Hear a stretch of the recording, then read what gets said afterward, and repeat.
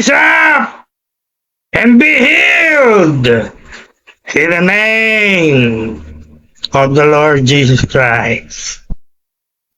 Good morning, Philippines. Morning, world. Morning, Metro Manila. And good morning, Metro Cebu, especially to our 10,000 members in our Facebook group, our 10,000 followers in TikTok, our more than 3,000 subscribers in our YouTube channel, our beloved members, coordinators in the Philippines and outside of the Philippines, and our supporters and prayer warriors. Magandang umaga po sa inyo lahat. And welcome everyone to another episode of Bishop James Lopez, The Healing Hour, where we are devoting, spending quality time studying, in-depth study, comprehensive study of every healing miracle that our Jehovah Rapha, our greatest healer, the Lord Jesus Christ, performed in the four Gospels, Matthew, Mark, Luke, and John. Ito po ay patuloy nating pinag-aaralang mabuti for our faith to be strong, for our faith to be great, so that we will receive and experience miracle healing for whatever sickness or disease we are experiencing in our body. So, lahat po ng may sakit, lahat ng pamilya ng may sakit, again, in-encourage po kayo ng Bishop Lopez. First of all, release your faith. Trust God. Believe in God. And all His promises, all His word, ating pag-aaralan sa umagang ito. And do not doubt. Don't doubt. Tayo po ay dapat sumasampalataya, nagtitiwala sa Diyos. At hindi tayo nag-aalilaan. Kahit katiting. Para tayo makatanggap ng himala mula sa Diyos. Sapagkat yan po ang tinuturo ng ating mga Bible. Miracles happen when we believe without doubt. And again, I'm encouraging everyone who joined us this morning in our Facebook Live. Watch this video, this teaching, this program until the end. Don't go away. Umpisa pa naman po tayo. Huwag po kayong alis. At tapusin niyo po ang panonood hanggang sa katapusan ng ating program. And if you are new to our YouTube channel, I want you to click right now the red subscribe button and the notification bell. So every time we upload videos, you will be notified right away. Free of charge po yan. Wala pong bayad yan. And follow me in Facebook, in TikTok, in Instagram, in Twitter, all of our social media platforms. Lahat pong yan ay nakasulat sa description ng video ito. And join our growing Facebook group.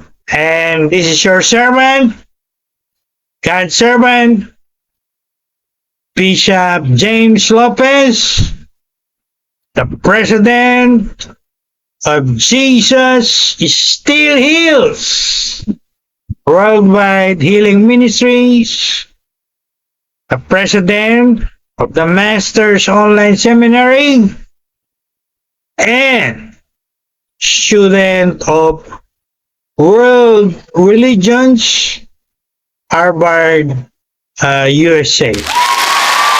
Alright? So,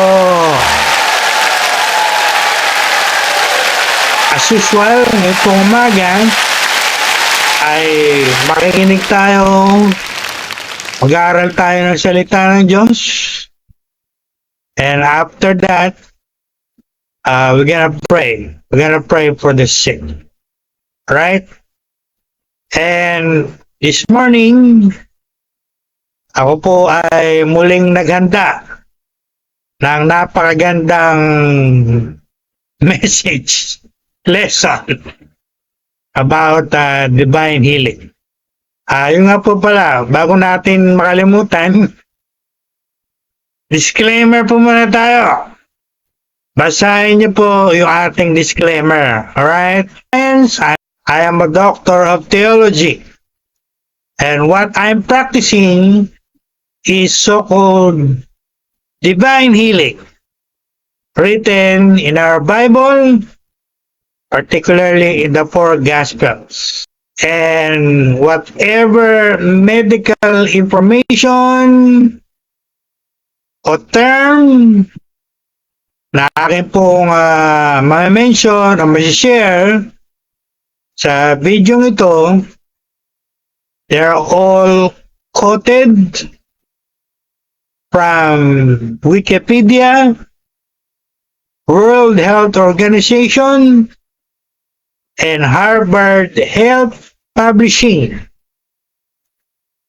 Ako po ay may access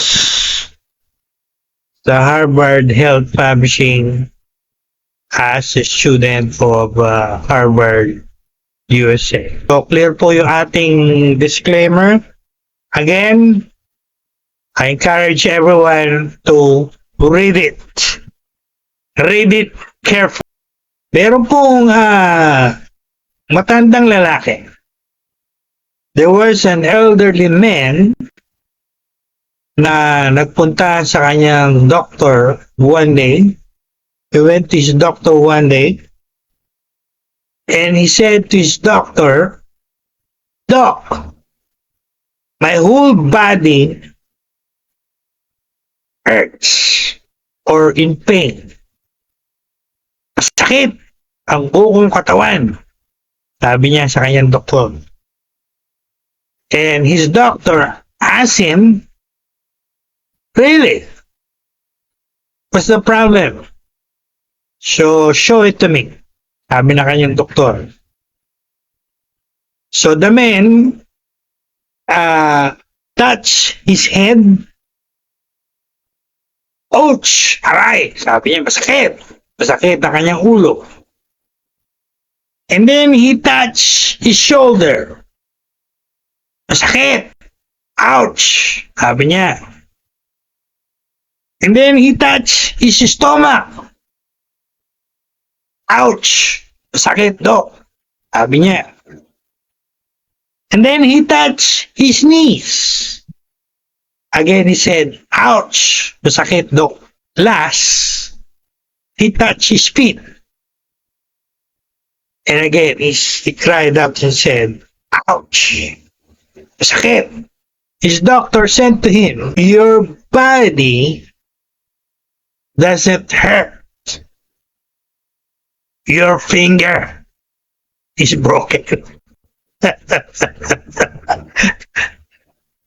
We think the biggest problem everywhere around us. But the real problem is where our focus is. Many people today, especially the sick, focus on their pain, on their symptoms, on their sickness, on their disease.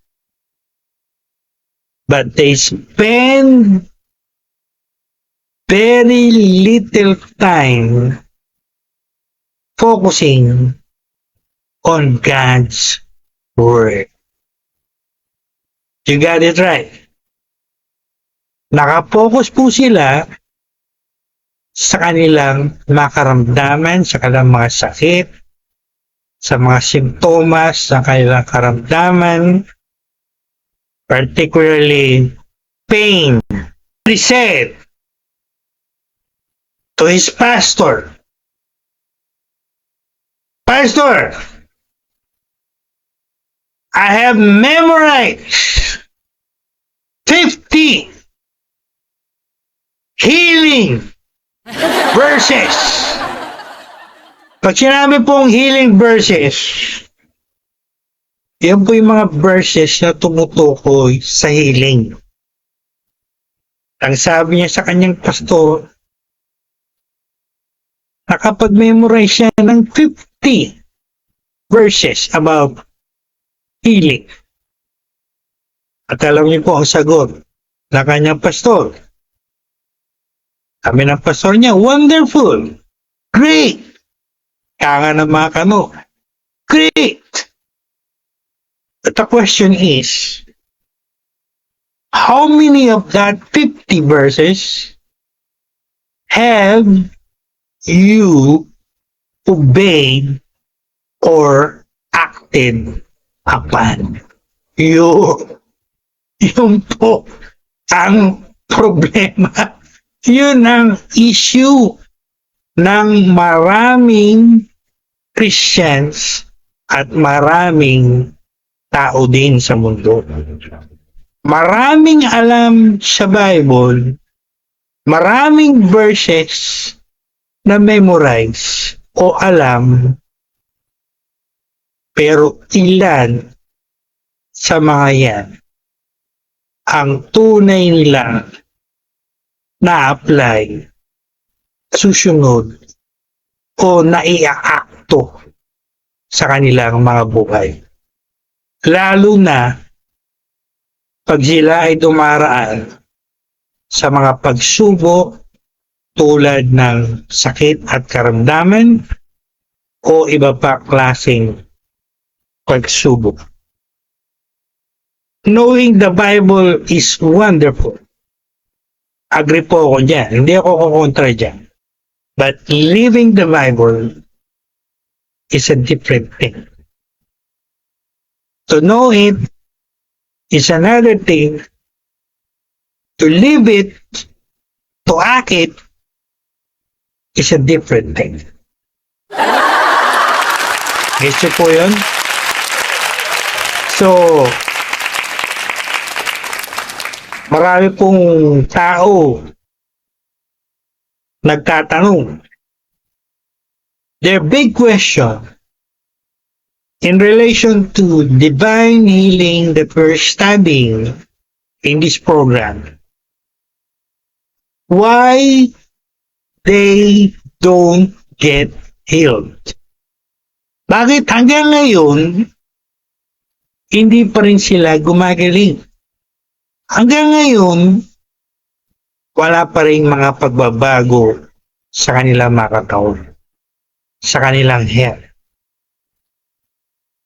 And they would say, they know all the healing scriptures that I mentioned a while ago. Marami nga sa kanila, quote nila. No? Magaling mag-quote. Ika nga, ang mga verses sa Bible, pagdating sa divine healing or miracle healing.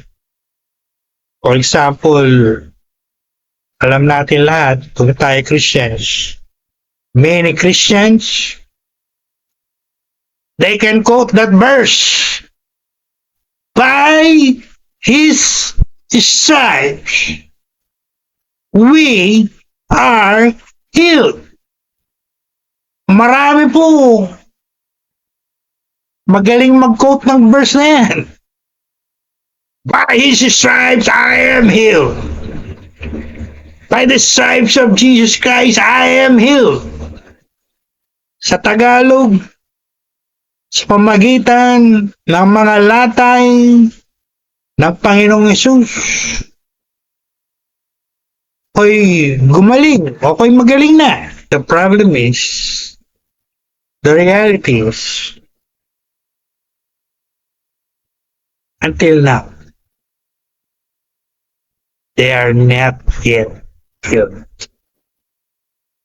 No changes in their bodies, no changes in their sickness or disease.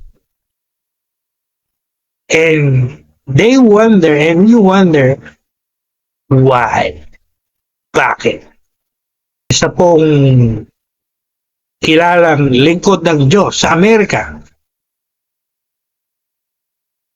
kinikilalang the father of the faith movement. Kung kilala niyo po siya, siya po ay si the late Dr. Kenneth Hagin. Kinikilalang prophet like the late Dr. Maurice Cerullo. Hindi ko po makakalimutan si Dr. Kenneth Hagin sapagkat siya po ang unang lingkod ng Diyos sa Amerika na nag-send sa inyong lingkod ng invitation to attend their ministerial conference at Tulsa, Oklahoma, United States. Kaya nga po ako ay naghanda akong pumunta ng Amerika back in the year 1999. And you know the story, if you know my story, how it went. But it was him, the late Dr. Kenneth Hagin, who sent me that letter of invitation. At nasa file ko po yan. I can show you that. God is my witness. I can say like the Apostle Paul, I'm not lying. I still have that copy. Letter of invitation from Kenneth Hagin Ministries in Tulsa, Oklahoma, inviting me to attend their conference in Tulsa, Oklahoma, United States. Kaya hindi ko po makakalimutan yung lingkod na yan ng Diyos, no? Considered again by many Christians around the world as a prophet, like the late Dr. Maurice Cerullo. Wala na po silang dalawa. Promoted na po sila sa glory in heaven, but their writings, their influence are still seen in the Christian world, around the world, even here in the Philippines. At ito po ang sagot niya sa mga taong, sa mga Christians na magaling mag-quote ng verses and yet still never heal. Ano po ang sagot niya? Why? Ito po lagi niya sinasabi. And I quote it. Have you ever did like those verses were true? And whenever he said that, to many Christians who are great quoting the scriptures, those Christians will be startled or shocked. Ibig sabihin, sila po ay nabibigla sa sagot na yun ni Dr. Kirapagin. What is the point? What is the lesson there? Magaling mag-quote, magaling mag-confess, in words, then again, ang tanong ni Kenneth Hagin, ni Dr. Kenneth Hagin, have you ever acted on it? Yun. It is one thing to quote the scriptures or verses in the Bible, and it's a different thing to act on it as if they are true or real. Marami po magaling mag-quote. Sabi ko nga kanina. But how many are really acting it out? Marami nagko-quote, but they are not acting it out. Makikita yung sa kanilang mga words, pero hindi makikita sa kanilang mga action. Gets niyo po ba? Clear po ba? Are you following me? Nakakasunod po ba kayo? So, iyan ang ating i-discuss, tatalakayin, pag-aaralang mabuti, uunawaing mabuti sa mga ganito. Sa akin pong pagre-research about pain. Maraming tao, they feel pain. They experience pain. Kaya when I made the research along this line, I wrote it in my notes on pain and symptoms. Let's talk about pain. Sakit. When pain stays with you every day, especially when you are sick of a painful sickness or disease, ang magandang example po nito ay arthritis. At pagka nag-research kayo, marami pong klase ng arthritis, ano? Akala nyo isang klase lang yung arthritis. Marami po yan. No? I cannot give to you all the details. Merong arthritis, merong osteoarthritis. Marami po yan. No? You can Google it if you want.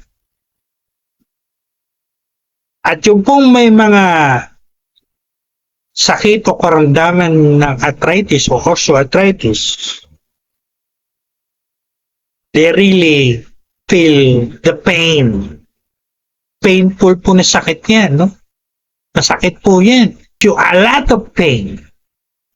Those who have it understand what I'm saying. At pagka nakakaranas kayo ng pain, like those who have it,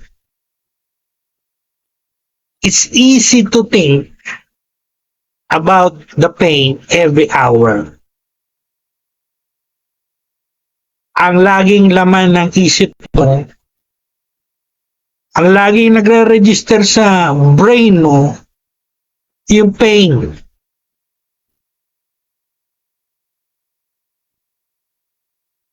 And the problem is, inaral ko po ito, ni-research ko. And what I found out is this. When pain becomes bigger in your mind or brain, it becomes bigger, greater than God's promises or God's word. Yun pong naging problema. Yun po yung problema. Para bagang ang tingin natin sa problema, bigger, greater than God. Yan ang problema ng maraming tao. Yan din ang problema ng maraming Christians. Sometimes, they look at their problems, they look at their pain, they look at their symptoms of their sickness or disease, so much so that it becomes bigger, greater than God or the Word of God. Kasi po yung mind nila, yung brain nila, nakapokus dun eh. No? They meditate on the pain. They feel the pain. They think about the pain all the day. And they talk about the pain. And they even search the internet about pain. It's all about pain. Kaya yung mind nila, yung brain nila, puno ng pain. Instead of spending a lot of time filling your mind or your brain with God's word or God's promises. Actually, yan po ang leading sa akin ni Lord sa ngayon. To study along that line, to meditate along that line. And I can sense that there is something that God wants me to see along that line. Meron po tayong matututuhan doon na makakatulong sa atin para magkaroon tayo ng miracle healing sa ating mga katawan. Lalo na kung ang hinarap natin o challenge natin yung sinabi ko kanina, mga painful sickness or disease. They spend very little time meditating on God's word or God's promises. Or they don't stay their mind on God's word. Instead, their mind, their brain on the pain. And so, that's all they see. That's all they experience. That's all they see in their lives. Pain, the problem. So today, this morning, we will learn 2 biblical principles that can strengthen our faith to receive the miracle healing that we need. And we're gonna answer the big question. Why many people, even many Christians, are still never healed. Until now. Hanggang ngayon, may sakit pa rin. So what? So I titled the message this morning, Why Many People Are Never Healed. Magpo-focus lang tayo sa dalawang bagay. I believe makakatulong sa atin to get the miracle healing that we need or we stay healthy. Health is really a wealth. Kahit marami kang pera, pag may sakit ka, you'll never enjoy your life to the fullest. Kaya ako po ay talagang naniniwala. Sabi nga ni Apostle Paul, I'm fully persuaded na ang perfect will talaga ni Lord sa atin ay yung maging healthy tayo. Wala tayong kahit anong sakit o karamdaman. And to my surprise, nung tinignan ko po sa World Health Organization website, yan din po ang definition, WHO, World Health Organization. Alam niyo pa yun? The meaning of healthy, even World Health Organization says it. And what is that? Without sickness, without disease. So dito, nag-agree ang Bible at ang science. Glory to God. So, sa mga marami pong pinag-aralan, like me, ay yun ang gusto namin, no?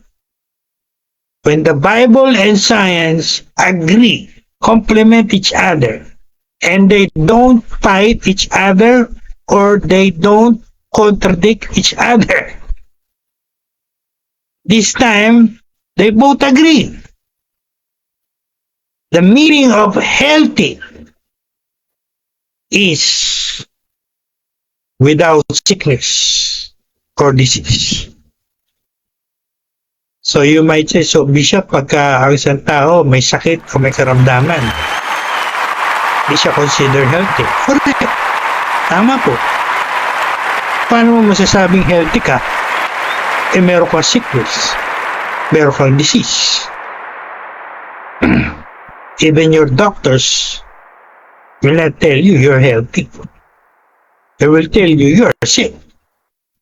You have disease. Ang healthy po ay walang sakit. Walang karamdaman. Again, dito, nag-agree yung Bible at science. Even the Bible says it. Alala nyo sa 3 John, yung paborito nating verse, I wish above all things, says the Apostle John to Christians, that you prosper and be in health or healthy. Yan ang kalooban, perfect will ni Lord, for us to be healthy. At yan po ang ating ginugol, kaya tayo nag-aaral ng mga ganitong klaseng pag-aaral, no? Para makarating tayo sa punto ng buhay natin na yung perfect will ni Lord na healthy body ay maranasan natin at wala tayong sakit o karamdaman. We are healed and healthy for the glory of God. Alright, Let's go now to the two principles I mentioned. Focus of our study this morning. What is the number one? Number one, I want everyone to write it down, especially those who are writing down notes. Ako po mismo ay sinulat ko to. I want it to be written down because this is very important, critical, ika nga. Dapat nating ilagay lagi sa isip natin at hindi natin makalimutan. What is that number one principle? Keep your mind on God's word, not on your pain or of the symptoms of your sickness or disease. Ulitin ko po yan.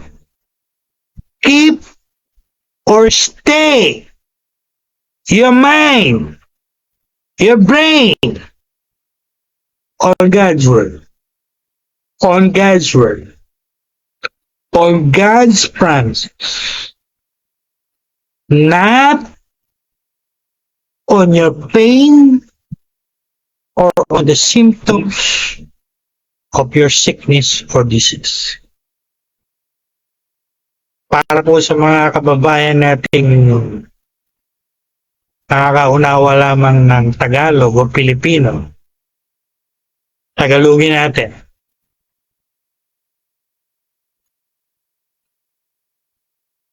Panatilihin natin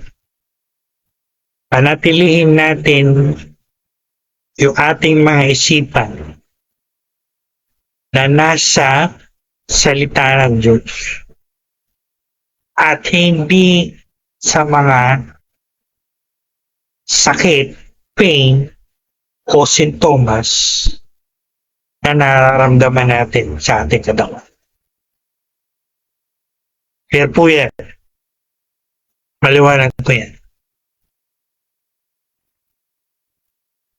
Yung isip natin, yung brain natin, maaaring may tanong nyo, Dr. Lopez, may pagkakaiba po ba yung brain and mind?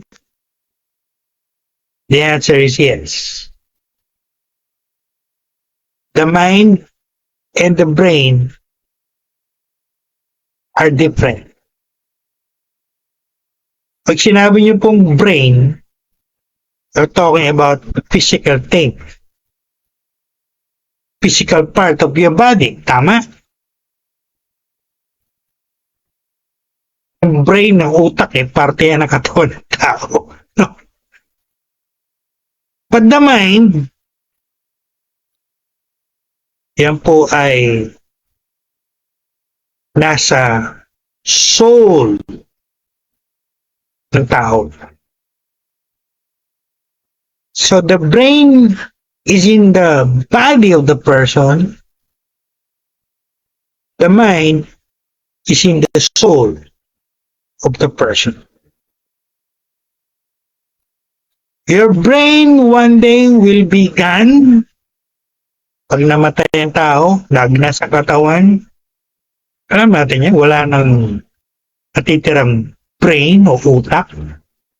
Naagnas po yan kasama ng human body. Natitira na lang ay skull, bungo, o buto.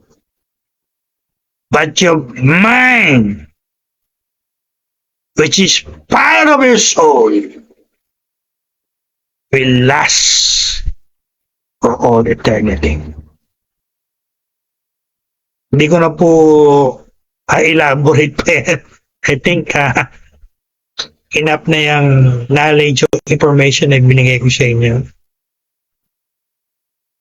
So, let's keep our mind, our brain on the Word of God. Not on the pain. Not on the symptoms. Nasa Bible po ba yun? Yes.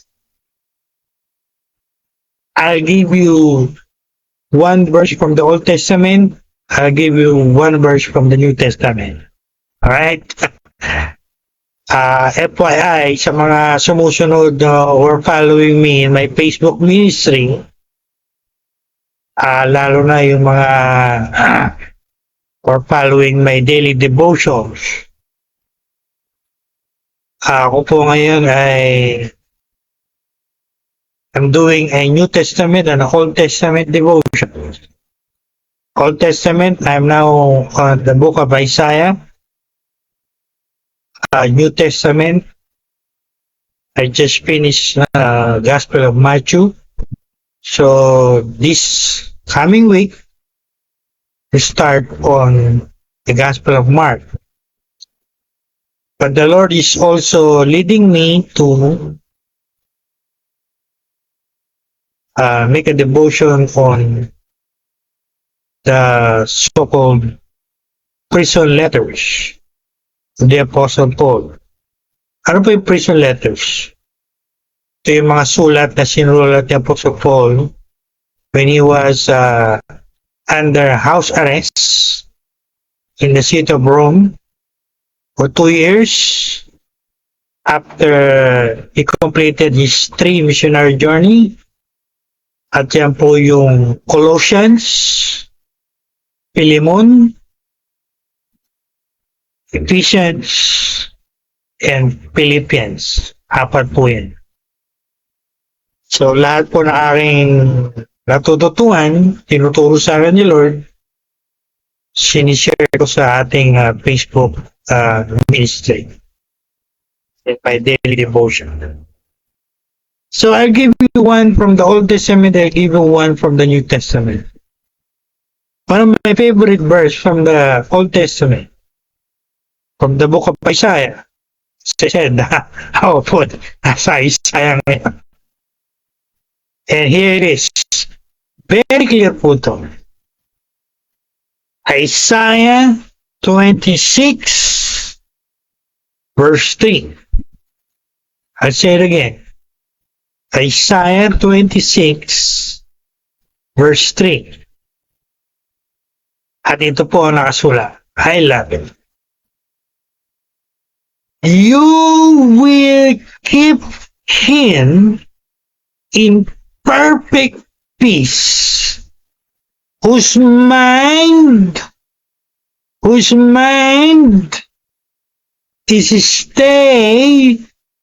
stay on you, on the Lord. See? Very clear po yan. Sino daw ang merong peace? Sabi nga dito, perfect peace eh. Kaya po yung nakasulat sa original Hebrew. Sino daw yung may peace? May peace of mind. And perfect peace. Yung tao na yung mind ay nakapokus sa kanyang mga problema, sa kanyang mga pagsubok, sa kanyang mga concern, sa kanyang mga circumstances. Yung ba yung merong peace of mind? Perfect peace, sabi dito? No. Ang sinasabi dito na merong peace or perfect peace ay yung tao, ay yung kanyang mind, ay naka-focus on God, the Word of God. Isn't it that clear? Very clear po yan. Sa inyo ulit, kung hindi pa clear sa inyo. But for me, it's very clear. The person whose mind is stay on God, on the Word of God, on the promises of God, is kept in peace, perfect peace. So, hindi pa po mamaliwanag ang principle dito. Kung ang mind mo naka-stay, naka-focus sa pain mo, sa symptoms ng sakit mo, sa sakit mo, sa karamdaman mo, sa problema mo, sa sitwasyon mo, sa mga pagsubok mo, sa mga concern mo, o anong result? Human experience will tell you the result is lack of peace. Lack of peace. You're troubled. You're full of fear. You're full of worry. Sinabi na nga dito eh. Minsan matigas ang ulo ng maraming tao eh. Ay di naman minsan. Maraming beses matigas ang ulo ng tao. Hindi lang people of the world, even many Christians today. They want to stay their mind on their problems. They want to stay their mind on their difficult circumstances. They want to stay their mind on all the negativity around them. So, anong resulta? Hindi wala silang peace. They are troubled. The devil is filling their mind with a lot of negative thoughts, fearful thoughts, thoughts of worry, thoughts of anxiety, whatever. Mga kapatid, guys, very clear to. Is mine. Stay on God. Di ba clear? Sa mga hindi pa nakaranas ito, I challenge you, try it. Stay your mind on the Lord. Stay your mind on the word of the Lord. Stay your mind on the promises of the Lord. And sooner or later, you'll have peace. Hindi yung kung saan-saan nyo pinupokus yung mind nyo. Ha? Kaya kung ano-ano laman ng mind nyo. Kung ano-ano laman ng isip nyo. Inaalaw nyo yung mind nyo mag-wonder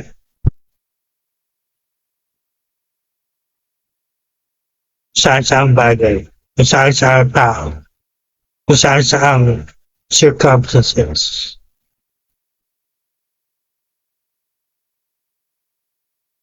Again, very clear po yung nakalagay dito. Here is the key. At kanina po, bago ako mag-preach, I can say the Lord is speaking to my heart.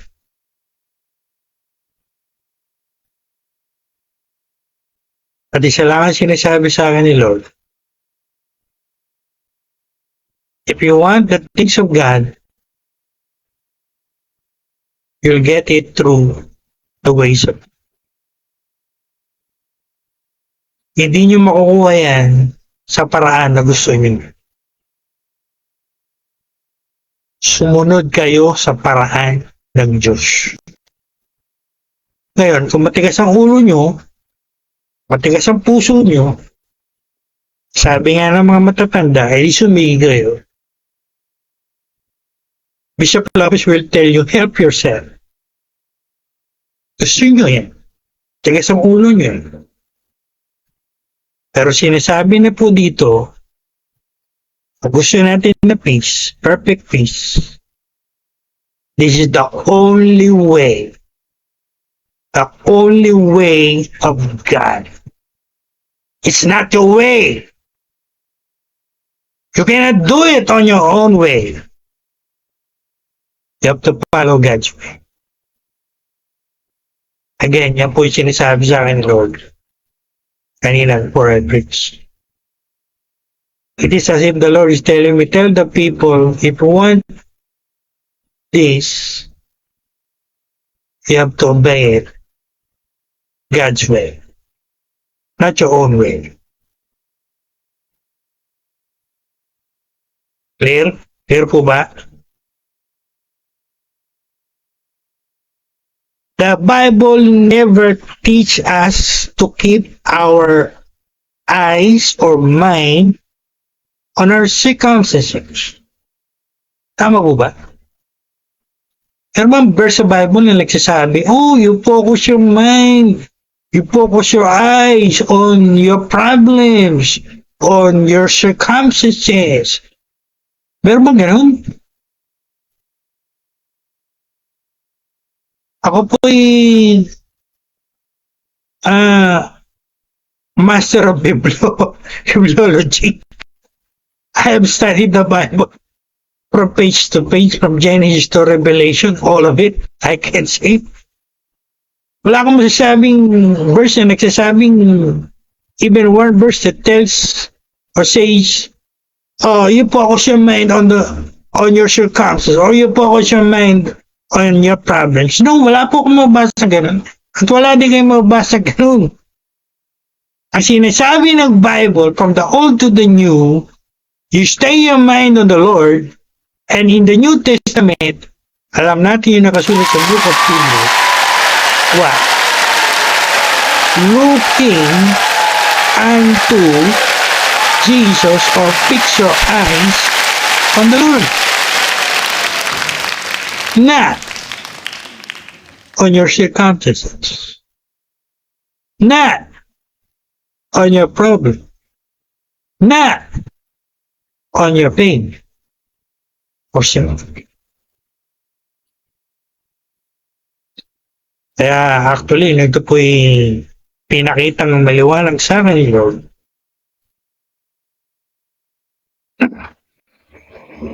I said to myself, wow, something really to learn.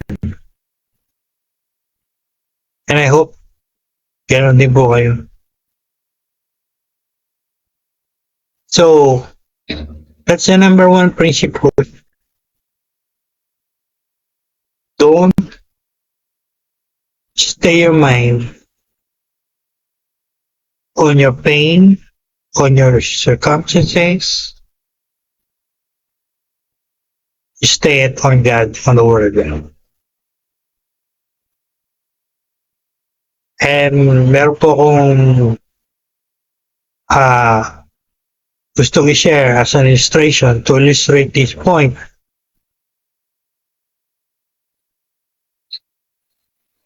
Si Dr. A.B. Simpson,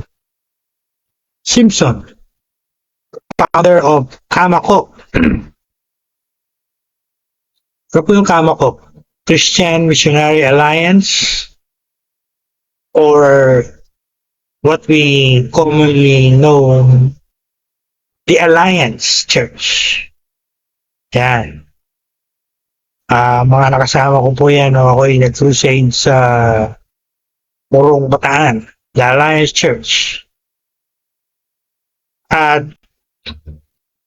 bragging aside, ang isa po sa ninong ko sa kasal, si Dr. Jose Delino, ay naging bishop or president ng Kamakop, Philippines. Kasama ko rin sa LPA PCEC. At nung isang araw ay kami nagkausap sa Facebook o sa Messenger. Nakita ko po muli sa Facebook sa Messenger yung aking isa sa mga ninong ko. No? A man of God, dating head ng Kamakop sa Philippines. Alright. So, alam niyo po ba yung story ng founder ng Kamakop, si Dr. Simpson? Siya po ay mayroong dating heart disease. Heart disease. at tinaningan na po siya ng mga doktor. Ilang buwan o ilang araw na lang ang tatagal niya sa mundong ito. But one day, he got a revelation from God about divine healing. Gaya ng tinuturo ko ngayon. At siya po ay na-invite mag-preach about divine healing. From the text na alam natin lahat, Jesus took our sickness and carried our disease. At ito po, kakaibang nangyari. After niyang mag-preach ng message na yun, merong dumating sa kanyang malaking hamon. Big challenge. Ano po yun? Inimbita siya ng mga members ng church kung saan siya nag-preach ng divine healing. In-invite siya na mag-mountain climbing. Oh my God. How can a man with a heart disease told by the doctors na ilang buwan na lang siya katagal sa mundong to, how can he climb a mountain? Paano niya magagawa? How can he do it? Humanly speaking, imposible po yun. Ano? May sakit ka sa puso, hinaninga ka ng mga doktor mo, delikado sa yung gumawa ng mga ganyang bagay, bakit sa bundok, mamamatay ka. Magkakaroon ka ng cardiac arrest. When you do that. But you know what he did? He accepted the challenge. Kahit alam niya, pwede siyang mamatay sa gagawin niya. But nevertheless, he accepted the challenge and he climbed that high mountain. True to life ito. Hindi ito fiction or gawa-gawang kwento. This is a true to life story of the founder of the Kamakop of the Alliance Church. So he accepted the challenge, climbed the mountain, and of course, battle po yun. No? At ito po kanyang testimony. Every time, makinig po kayo mabuti. Every time he took his mind off God's word,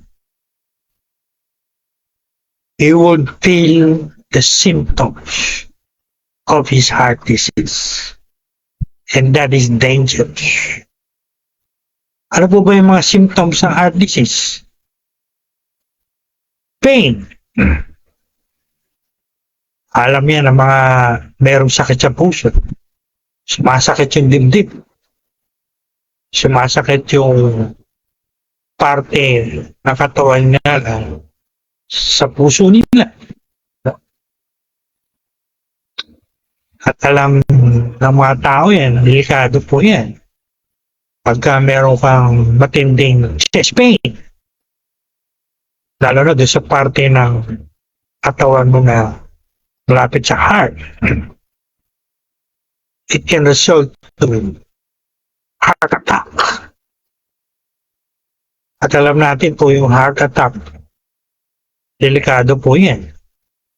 Sabi nga, traidor na sakit yan, no? It can kill you at any moment. But then again, hindi po siya sumuko.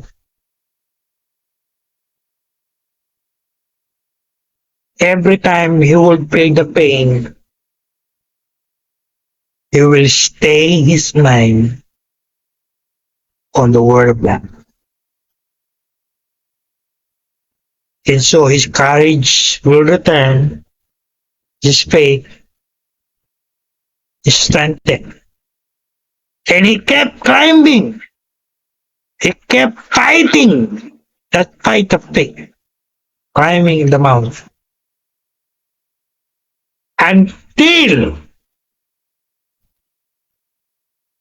he reached the top of the mountain. And you know what happened according to his written testimony? I'm now reading, I'm now quoting. Pagdating niya po sa tuktok ng bundok na kanilang inakyat, he won the battle. At pagtagumpayan niya po yung laban. At ang great thing about this, when he reached the top of the mountain, according to his written testimony, lahat ng pain, lahat ng symptoms ng heart disease, all gone. At magmula po noon, hanggang sa mamatay siya, hanggang sa kunin siya ni Lord, hindi bumalik yung pain o symptoms ng kanyang heart disease. Tinanihan siya ng doktor, you're gonna live only few months. But his written testimony says he lived for another 20 or more long years. Glory to God. What a wonderful testimony of a person, of a Christian who learned to stay his mind on the Word of God, not on the pain, not on the symptoms. Wonderful testimony. Total life po yan. It's really inspiring. Every time I read the testimony, it really inspired me. It really blessed me. It really strengthened my faith. Now, before we leave this point, pero po tayong liliwanagin. We're gonna clarify some things. Are we trying to deny the reality? Are we trying to deny the symptoms? No. We're not denying the reality. What we're trying to do is, pakinig po kayo, not allowing the symptoms, not allowing the pain to become greater than God. Ang dapat nating matutunan dito, hindi natin dinideny yung reality. Hindi tayo reality denial. Hindi rin natin dinideny yung diagnosis ng ating mga doktor. If you are diagnosed with whatever diagnose your doctor gave to you. Ang ginagawa po natin dito, what we're trying to do is, we are not allowing the problem to become bigger than God. Sapagkat yun po ang katotohanan. God is bigger than any problem that you have.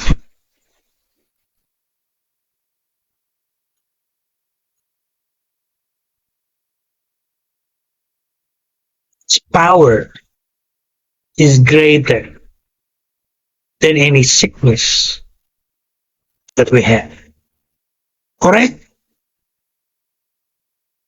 Tama po. Correct. Clear po ba?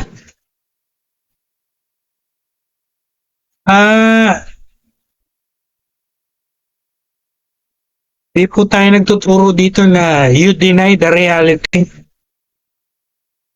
Minsan na-interpret ng iba yan,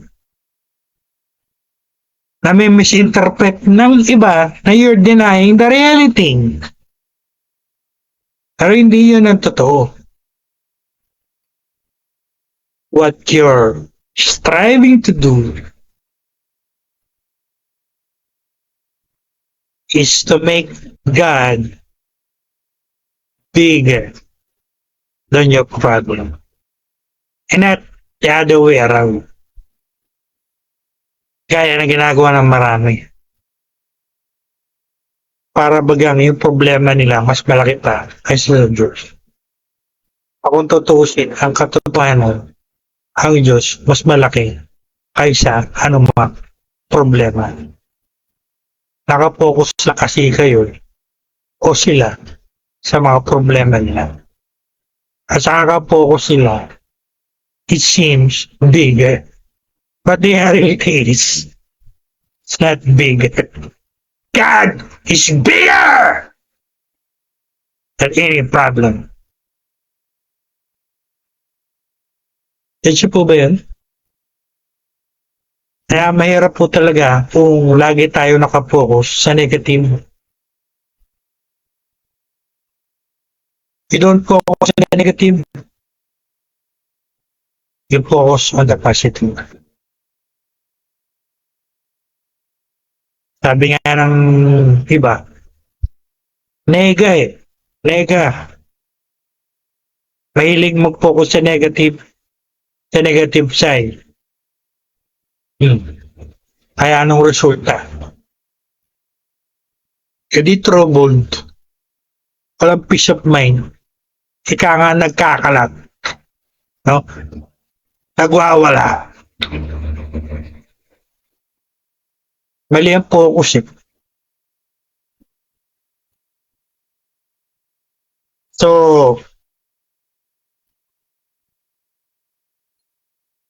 again, we're not denying the reality. I want that to be clear to everyone. Hindi lang natin pinapayagan na yung problema ay magmukhang malaki kaysa sa Diyos. Sapagkat hindi yun po ang totoo. It's a lie and deceit of the defeated death. Diyan, ganyan ang paggawa ni Satanas. Pinapakita niyang mas malaki mga bagay-bagay gano'ng problem kaysa sa Diyos. When in reality, God is bigger. Babalik na naman po ako sa aking litanya. Kayo magkapaniwala, huwag kayo makikinig sa mga kasinungaling na sa tansing. Tama na. When you look at your circumstances, when you look at your problems, or when you look on the symptoms of the pain,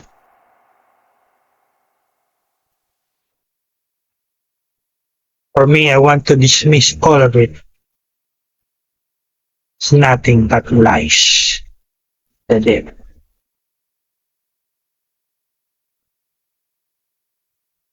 So how are you going to apply it in your situation?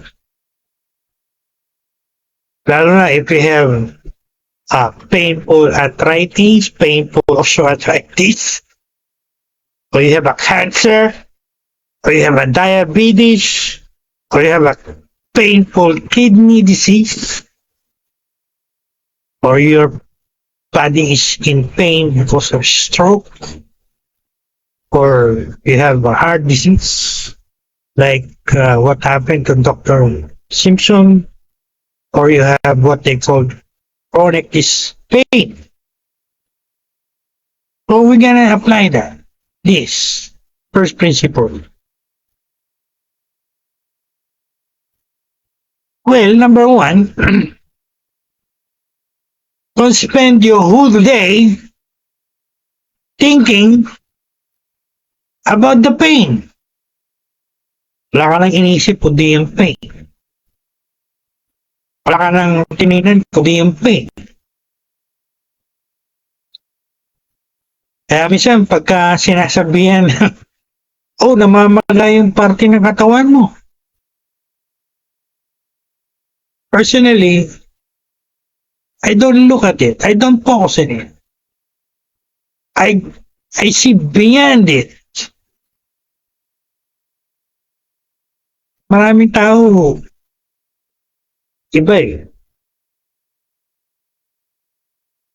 Konting tanga, konting ano lang sa katawan. Bakit sa doktor? Sabi niya iba, no, konting kigot lang. Takbo si doktor.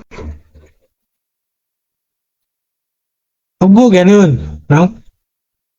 Lalo na pag tayo ay naturing ang Christians. Why don't we learn this first principle?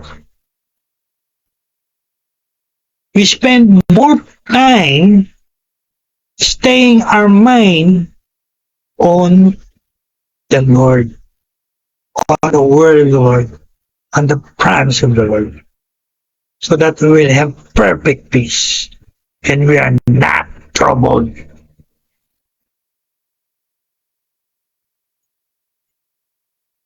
Ako po, personally, I'm sharing before we end. Yan po yung sinisikap kong gawin ngayon. No?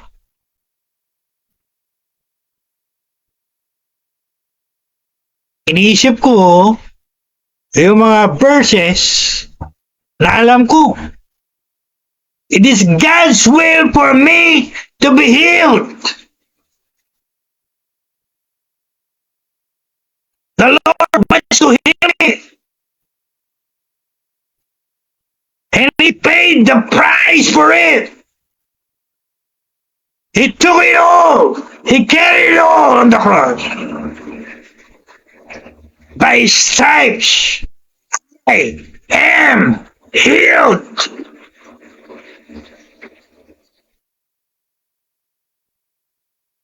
And I intend not only to quote it, but to act on it. To act on it. To act on it. So yan din po sasabihin ko sa lahat. Lalo na yung mga may sakit o mayroong struggle sa head.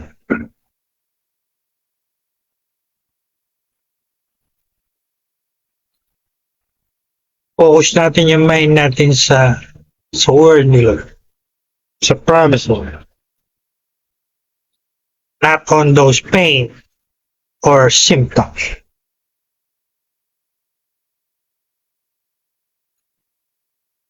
Until ang manalo siya ay yung word of God. Hindi yung pain, hindi yung symptom, hindi yung gawa. Isa taras. Battle po talaga yan.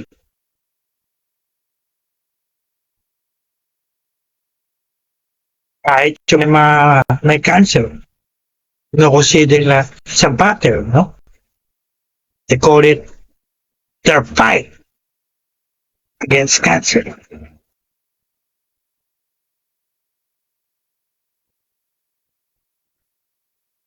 Talagang buhay po ay laban ng buhay. Kailangan nating labanan. Kailangan tayong makipaglaban. At hindi lang makipaglaban, manalo sa laban ng buhay. Pero po ba?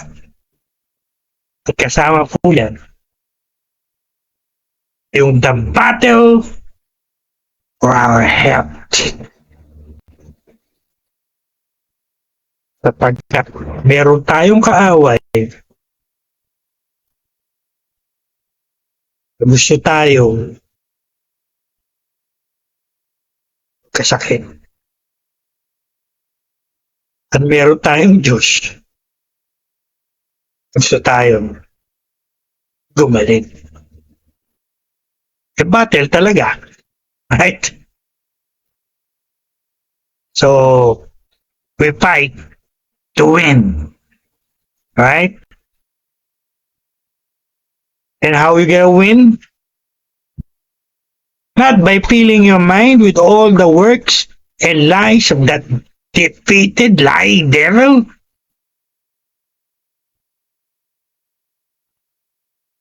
The moment you allow yourself to be deceived by the devil, you lose the battle. Your victory, sabi nga ng mga great men of God, your victory is in filling your mind with the Word of God. Staying your mind on the Word of God.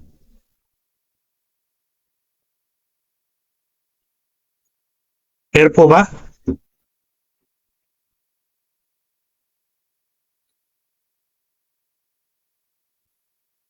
Example, I'll give a practical example. You know the principle of displacement? I don't know if you heard that principle of displacement. Para mawala yung mind mo doon sa pain, magbasa ka ng verse, magbasa ka ng Bible, mag-pray ka, alisin mo yung mind mo doon sa pain. You don't focus it on the pain. One way to do that is you read your Bible. You meditate on the Word of God. And from my own experience ko po to. I find it effective. Pag nakakaranas ako ng pain, instead of putting my mind on that pain, I put my mind on the Word. And sooner or later, I no longer feel pain. Get the point? That's how we're gonna do it.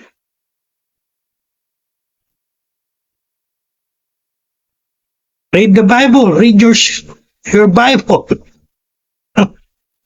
Fill your mind with this word.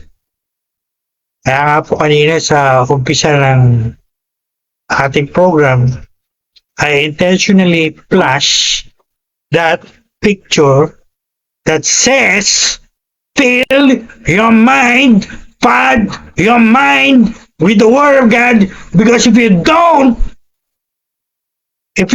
do it, the devil will fill your mind with all negativity, stress, worry, fear, pain, lying symptoms, and everything that comes from that devil. Alam niyo po ba yun? Whatever occupies your mind will influence your faith and behavior. Alam niyo naman nag-aaral ng psychology?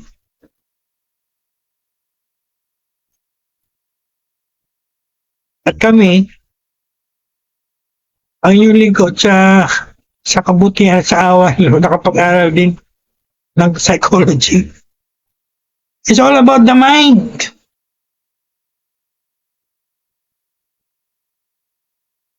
Human behavior, human actions, human faith system, what they believe, is all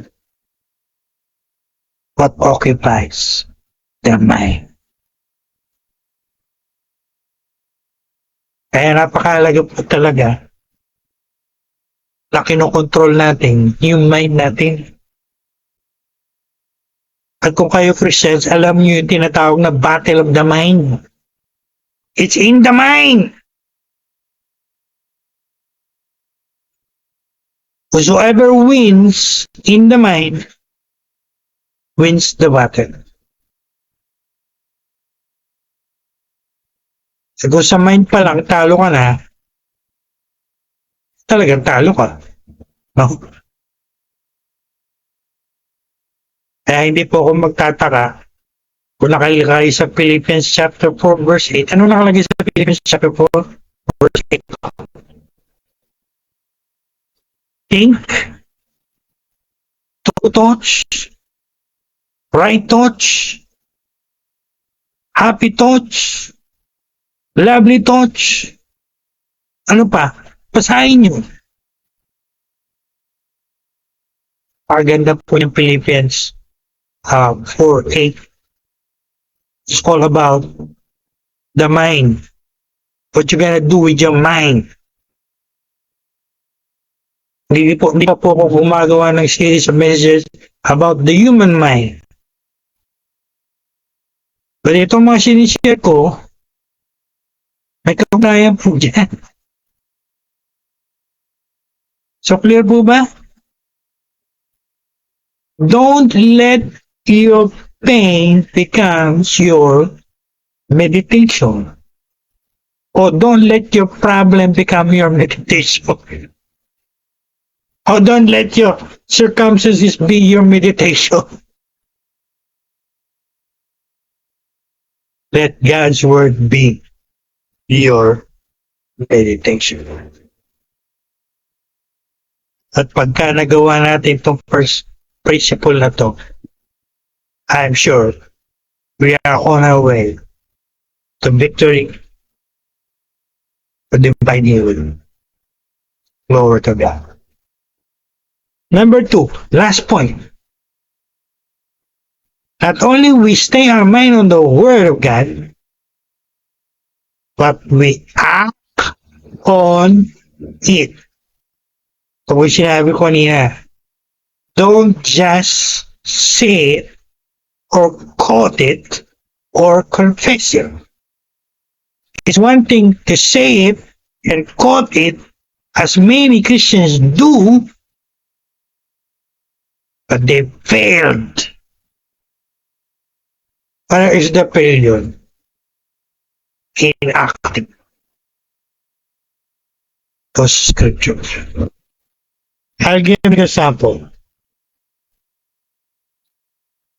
O sinabi ko kanina, marami magaling mag-cook. By the stripes of Jesus Christ, I am healed. Quote. The question is, are they acting it? Can you see that in their actions? Only few. Many don't.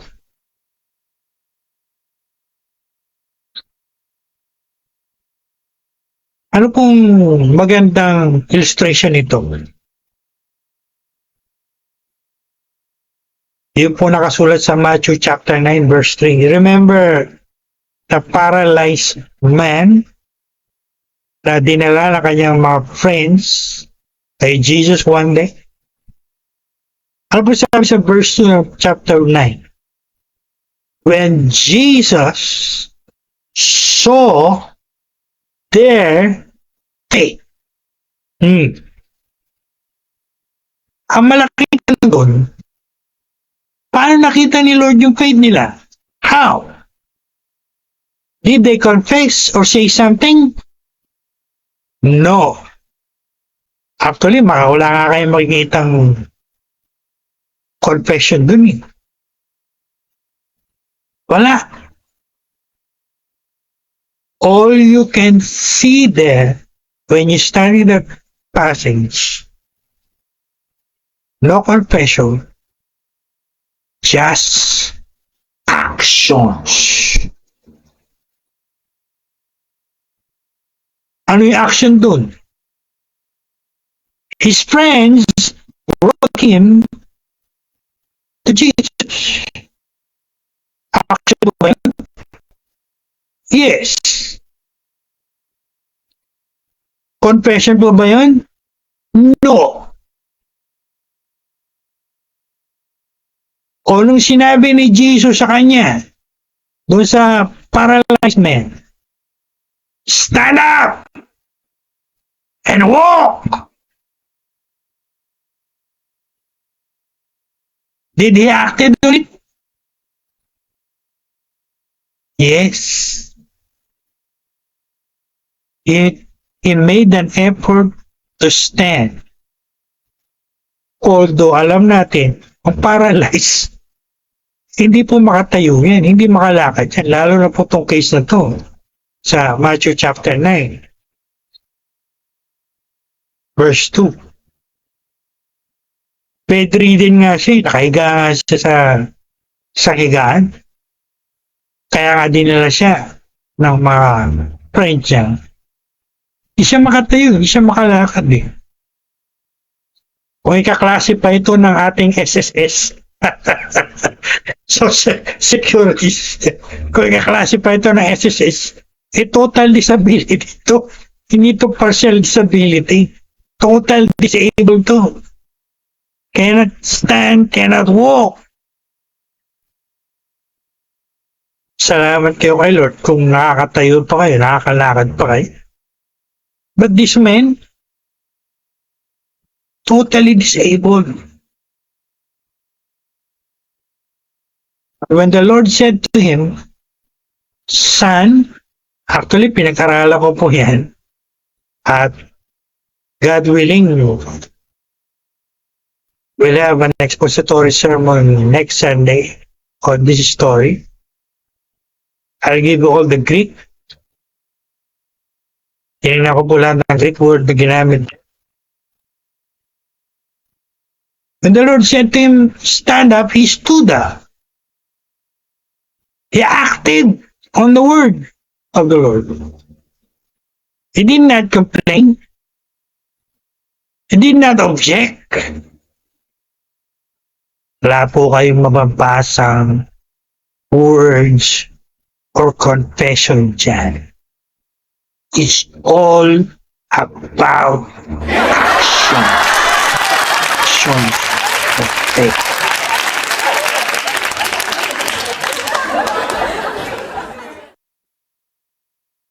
That reminds us of sabi ni James,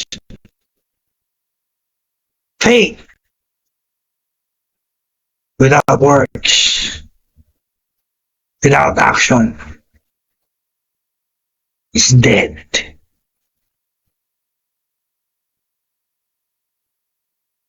Necros, necrology, dead. Na po natin kinuha yung sabi natin pagka funeral service, necrological service. Service for the dead. From the Greek word necros.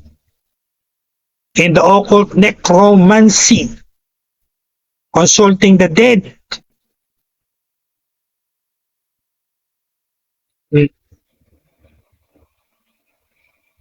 Di po ba clear? Paring sabihin ng lalaki, I believe, I confess, I agree. Again, wala pong confession doon. It's all about action. He attempted to stand, and the miracle happened. He was able to stand up. He was able to walk. Why? He acted on the word of the Lord.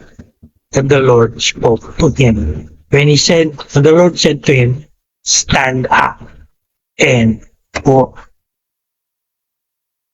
Hindi niyo po ba napansin? Yung mga healing evangelists natin, yung mga napapanood natin sa YouTube, sa mga video, Yung pong mga nasa wheelchair, yun yung mga nasa crutches.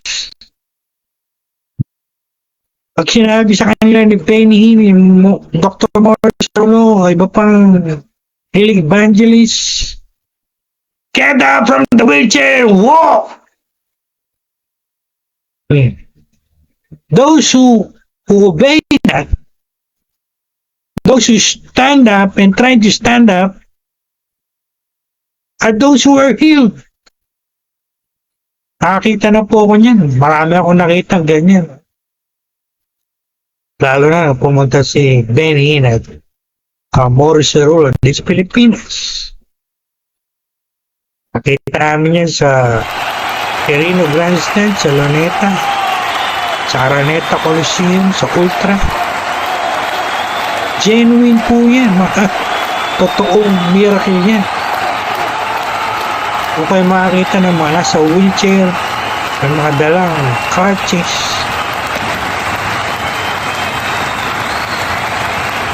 walking, yung iba hindi lang nag-walk eh, talagang nag-run across the platform.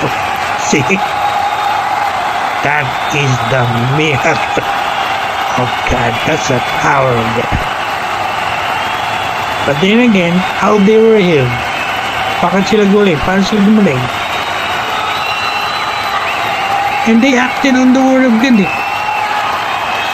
Kung sinabi sa kanila ni Morris Cerullo, sinabi sa kanila ni Benny Hinn, get up! And they did not get up. At kung ano-anong mga complaint na sinabi, I'm telling you what will happen to them. They will stay on their wheelchair. They will not be healed. Naalala ko, nangyari din yan sa aking crusade sa Valenzuela City. Yung napapanood natin sa ating YouTube channel. Merong naka-wheelchair. Maten sa aming crusade sa Valenzuela.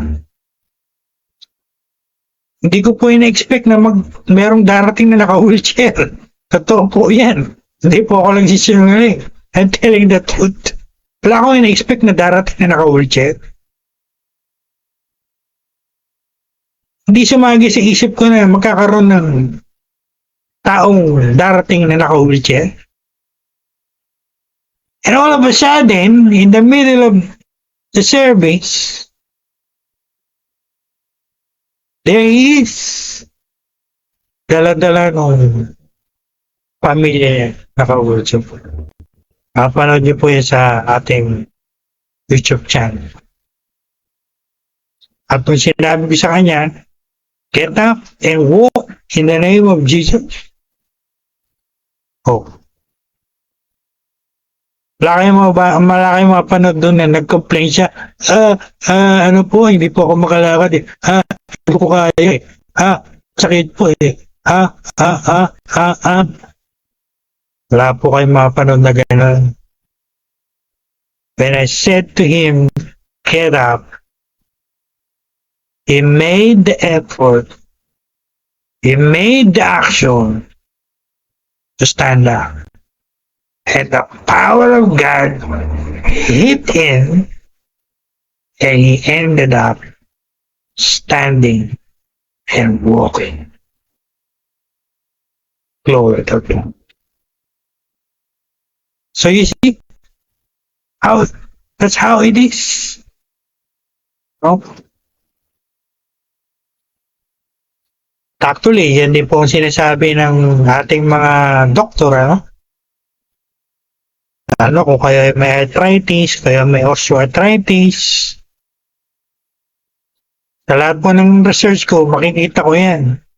Hindi kayo sasabihin ng doktor nyo, ng PT doktor nyo na manatili kayong bedridden, not moving, not standing, not walking. No! They will also tell you what is written in the Bible. Galaw-galaw. Tayo-tayo. Lakad-lakad. Action! If you want to be healed. Kaya po ginagawa natin, no? Bago po tayo magtapos, alam niyo po ang pinaka-worst scenario na dapat nating i-avoid? Tayong lahat. Wala exempted. Yung tayo bedridden, hindi na tumatayo, hindi na lumalakad. At nakahiga na lang. Oh my God. Yan po ang pinaka-iwasan natin sa lahat. Sapagkat pag pinayagan natin mangyari yan, ika nga nila, patay kang bata ka.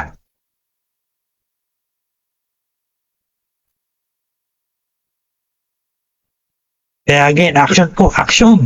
Ha? Stretching. Standing.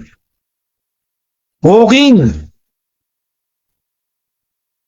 Kaya nga nila galaw-galaw din. Ha? Baka may stroke. Totoo pagka yung Bible sa science agree. They complement one another. So, how we gonna apply it? Nga, pagka meron kayo arthritis o osteoarthritis, sakit, ikilos nyo, stretch nyo, tumayo kayo, lumakad kayo. Kahit konti-konti. Again, iwasan nating maging bedridden. So, hindi na tayo nakakatayo. Nakahiga na lang tayo lahat. Napaka-delikado po niyan. Again, ulitin ko yung salita ng iba. Quoting them, patay kang bata ka. Pag yan dumating kayo sa punto na ganyan. Kaya ngayon pa lang, pa kayo umaksyon, umaksyon na kayo. But of course, according to what your doctors will tell you, huwag naman sobra-sobra. No? Based on my research, our doctors will recommend safe movement or physical therapy that is safe to do. You can do. Mahirap din yung sosobrahan nyo. Kaya baka masobrahan naman kayo, lumala. Kaya sakto lang. No? So that's what we're gonna do. Follow medical advice. Thank God for every step that you're able to take. Kahit konti-konti lang nalalakad nyo, okay po yan. You celebrate your progress, kahit small. Mahalaga, magpo-progress ka. No? Hindi ka bedridden. Which is again for me, is the worst scenario. I think our doctors will agree with me with that. So sa mga may cancer, fill your mind with the Word of God. Stay your mind on it. Continue yung mga treatment nyo. At huwag po kayo magsasurrender sa hopelessness. Yung mahirap dumating ka sa hopelessness. Another worst scenario. Tingin mo sa case mo, wala ka ng hope. Again, galing po ka sa tanas mo. Yung mga taong mayroong suicidal spirit, hopeless na. Gusto na mag-suicide. Again, it's a work of Satan. So, iwasan niyo po Sabi nga nila, habang tayo buhay, may pag-asa. Alright. There is hope. There is hope in the Lord Jesus. At sa lahat ng believer o Christian, faith is not pretending pain does not exist. Again, inuulit ko po yung argument natin this morning. We're not denying the reality. We're not pretending anything. We're just asserting the truth that God is bigger than any pain or problem or symptoms. That faith is rejecting pain as the final word. It is not the final word. What is the final word?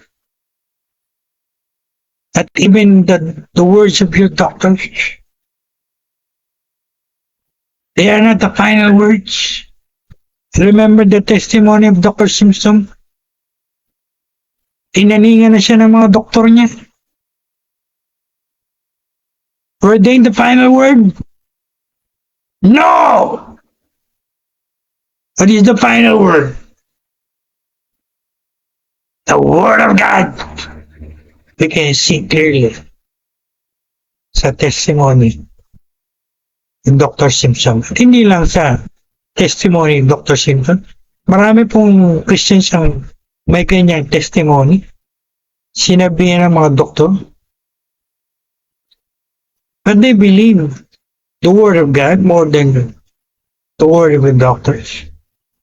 This also, they received the miracle. Glory to God. Hindi ko po sinasabing disregard nyo yung diagnosis o prognosis ng mga doktor nyo. I'm not saying that. What I'm saying is, they are not the final word. God and His Word are the final word. Clear? So, wrap it up. What is our conclusion? The conclusion of the matter, ika nga. The recap.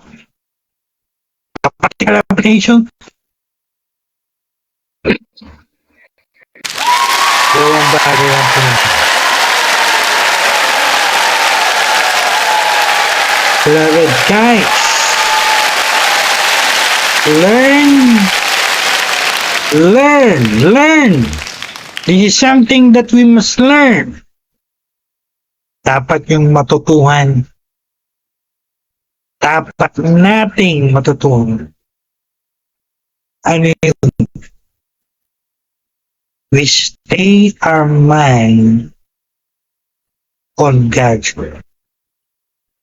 Not on the pain, not on the symptoms, not on the negative words of others,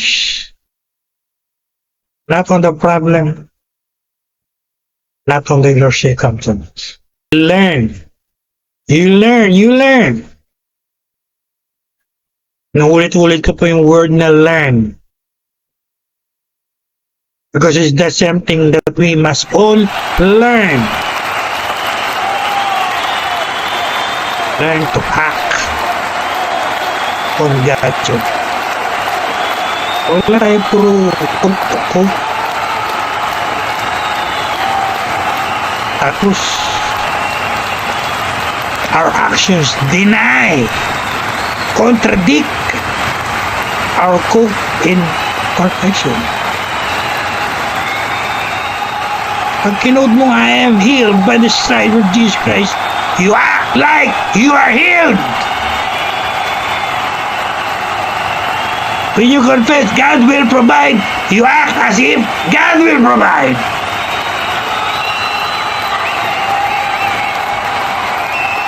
Yun nagko-confess ka, God will provide. Then after you confess, full of worry ka. Full of fear ka pa rin. Where is your confession God will provide? So your action contradicts your confession. At marami po ang ganyan ang practice. Apat, yung action natin complements our confession. They complement each other. They do not contradict one another. Daming ganyan. No? Co-confess. My God shall supply all my needs.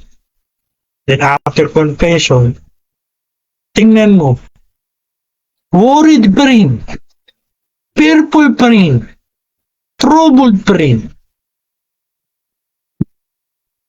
Wala nga sabihin mo, na-confess ka pa. Hindi mo naiintindihan yung pinonfess mo, yung sinabi mo.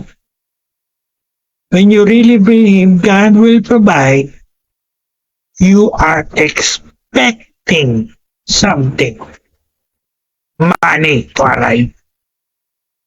And because of that, you're no longer fearful or worried or anxious or something like that. Ganon din po sa healing. We confess, I am healed by the stripes of Jesus Christ. We act like it is true.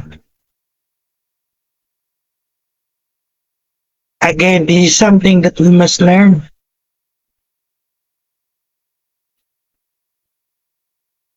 Alam niyo po ba ibig sabihin ng disciple in the original Greek? Discipleship. Disciple in the original Greek means carry the idea of a learner. One who learns from the Lord. No wonder the Apostle Paul, in the book of Philippians, when he was writing about contentment, ano sabi niya? I have learned to be content. See? It is something that he himself learned.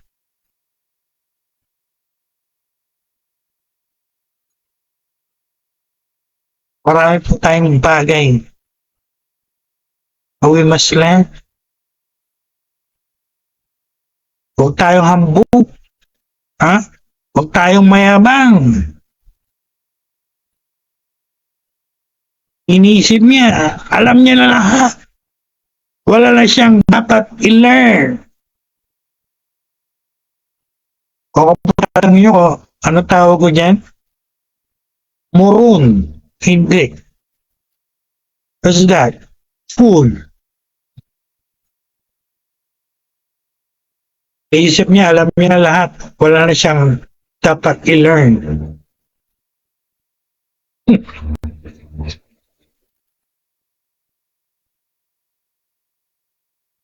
Really a fool person.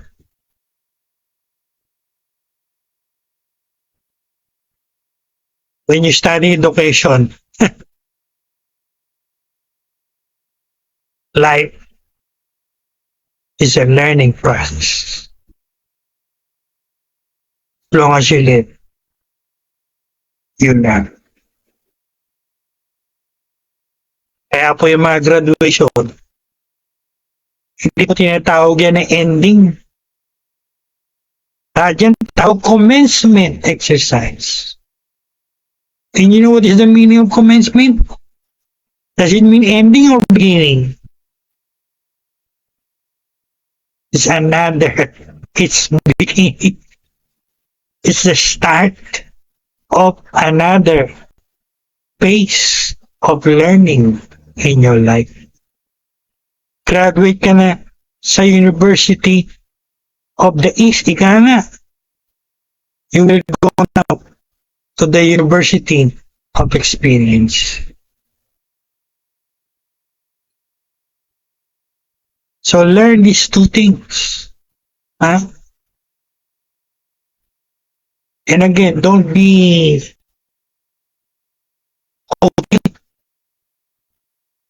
Kayo mayayabang sa mga sarili nyo.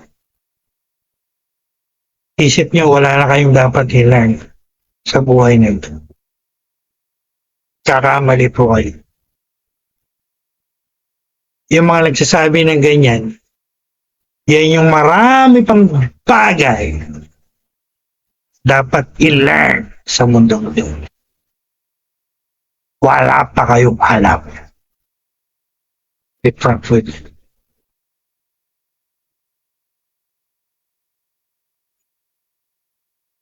Lalo pong professor ko sa aking masteral, sabi niya, the more that you learn, the more you see that you have to learn and learn and learn. The paradox of the matter. Yung walang alam, tingin niya, alam niya lahat. Samantalang yung maraming alam, tingin niya, marami pa siyang dapat malaman. Sabi nga alam, baliktad ako. So, maraming guys, aralin natin itong dalawang to. These two principles. Learn them. Until we master them and we are applying them every day in our Christian life. No? Lalo na kung kayo po ay may sakit. You need this for your healing. And hindi lang po to healing applied sa healing. Applied din po to sa provision at iba pa miracles that we need. Alright? So right now we'll go to prayer time. Hindi po ako magpipray right now for the sick. Ang leading sa akin ni Lord ngayon ay I want everyone to pray for yourself. Pray for yourself. I want everyone to stop what you're doing. Close your eyes, bow your heads, and pray for yourself. Pray for yourself. Pray niyo yung mga sarili niyo. Lalo na tungkol sa dalawang bagay na ito. Dalawang prinsipyo ito. Examine niyo yung mga sarili niyo. Sa inyo, ini-stay yung mind. Sa pain, sa symptoms, sa problema niyo, sa mga circumstances o sa kay Lord. Sa word niyo. Second, are you just quoting scriptures?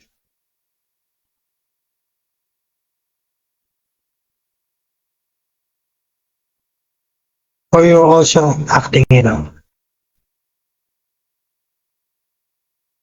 O kayo po nakakilala sa sarili niyo? You pray for yourself. Ngayon yung ma-learn itong mga bagay na ito. At hindi nyo lang ma-learn, ma-master till you're doing this on a daily basis, araw-araw, for your spiritual life. Glory to God.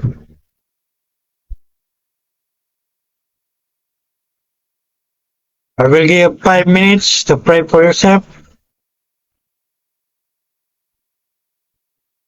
Pray niyo mabuti ang mga sarili.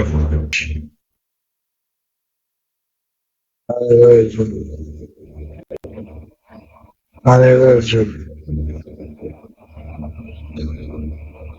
Hallelujah, Jesus. Hallelujah.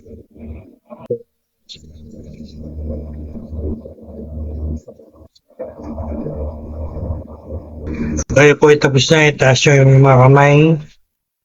I can see that and know that you are God praying person.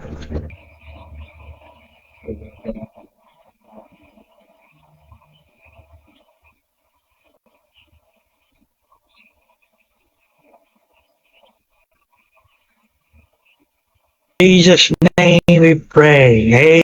Amen. Amen. All right. Glory to God.